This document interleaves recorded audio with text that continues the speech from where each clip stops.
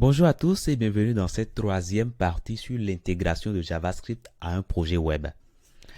Nous avons déjà vu deux façons de faire. Maintenant, nous allons séparer carrément notre fichier JavaScript de notre fichier HTML. Donc, nous allons venir ici au niveau de notre arborescence ici. Et ce que nous allons commencer par faire, nous allons créer un dossier.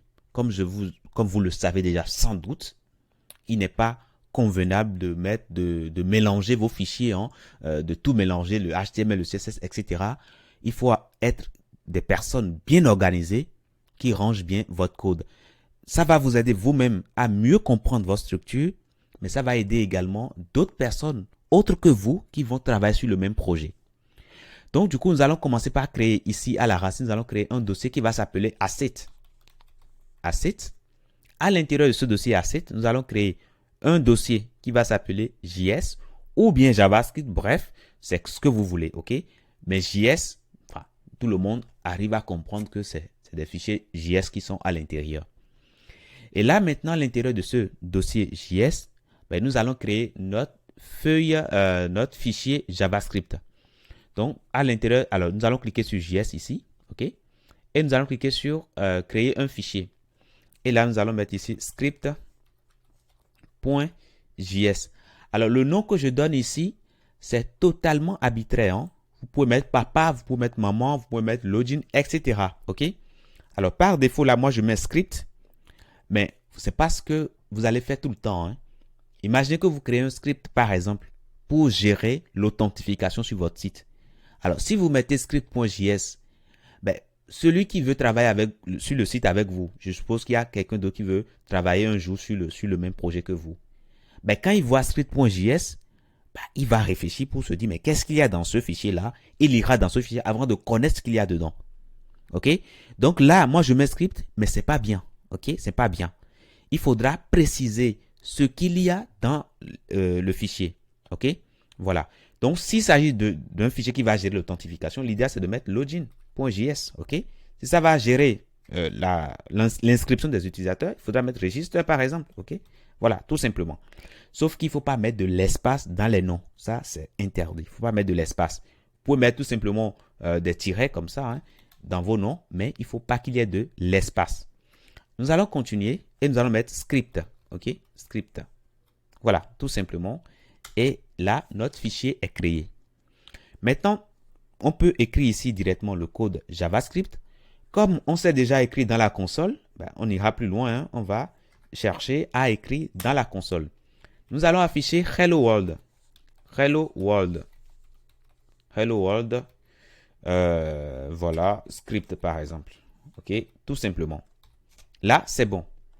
Maintenant, comment est-ce qu'on va lier ce script-là à notre document ici? Puisque pour l'instant, notre document web ici n'a pas connaissance du fichier qu'on vient de créer tout à l'heure. Donc, du coup, il faudra lui préciser cela. Et pour lui préciser ça, on pourra le mettre directement en haut ici, dans le header ou bien dans le body. OK? Voilà. Mais ce qui est conseillé, c'est de le mettre dans le body avant la fermeture. OK? Alors, pourquoi cela? Parce que généralement, quand on écrit du JavaScript, c'est pour agir sur notre document. Pour agir parfois sur des éléments spécifiques. Et quand vous le mettez en haut ici, vous savez que le code HTML est lu du haut vers le bas. Donc, si ici déjà vous avez un script qui dit qu'il faut récupérer un élément P dans la page et il faut lui faire ci, il faut lui faire ça. Mais à cette ligne 8 ici, il n'y a pas encore d'élément P dans la page. L'élément P n'existe pas encore. Donc, forcément, vous allez vous heurter à des erreurs. C'est vrai qu'il y a des choses qu'on peut faire pour éviter ces erreurs-là. OK? Je vous montrerai ça lorsqu'on va avancer dans la formation. Ne vous inquiétez pas pour ça.